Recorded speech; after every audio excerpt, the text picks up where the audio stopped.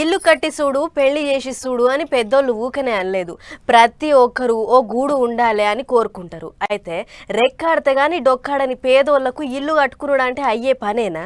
అందుకే సర్కారోళ్ళే ఇల్లు కట్టిస్తున్నారు అన్నట్టు మన దగ్గర ఇందిరమ్మ ఇల్లు కట్టించే కార్యం ఇప్పటికే షురువైంది. పనులు ఈగింత రువ్వడి పెంచుతుర్రట. మరిగా ముచ్చట్లేంటియో ఒకసారి చూసేద్దాం పారే. ఓ దిక్కు ఎగసి పార్టీ వాళ్ళు ఎత్తెత్తిపోస్తున్నారు, ఇంకో దిక్కు ఎవరన్నా ఏమన్నా అనుకొని చేస్తామన్న పనులు చేసుకుంటా పోతే అయ్యేపాయే కదా అన్నట్టు ముంగటికి పోతున్నది సర్కారు.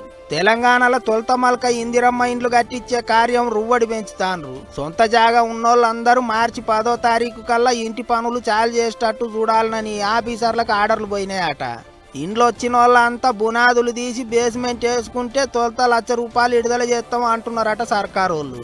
గోడలు లేపినాక ₹125,000, చెత్త పోసినాక ₹175,000, ఇల్లు కట్టడానికి తొడిచినాక ఇంకో 1,00,000, మొత్తం 5,00,000 4 మలకలలో ఇస్తారా అన్నట్టు. దాని కొరకే తొలత 1,000 కోట్లు విడుదల చేయాలని చూస్తున్నారట. ఇగిదిట్లుంటే శుక్రవారం నాడు నారాయణపేట టూరుకు పోతున్న సీఎం రేవంత్ సారు ముగ్గు పోసి ఇందిరమ్మ ఇండ్లు కట్టుడు పనులు చాలు చేస్తాడట. ఇందిరమ్మ ఇండ్లు వచ్చిన వాళ్ళంతా 45 దినాలల్లా కట్టుడు పనులు చాలు చేయాలనేది పాత రూలేనట.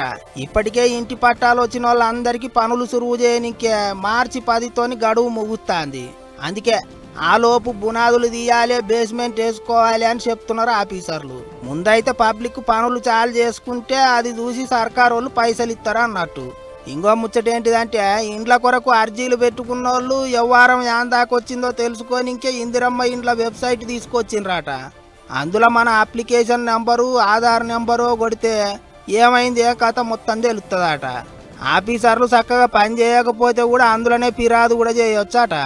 ఏమైతే కానీ పేదోళ్లకు ఇండ్లు కట్టించే పని జోరు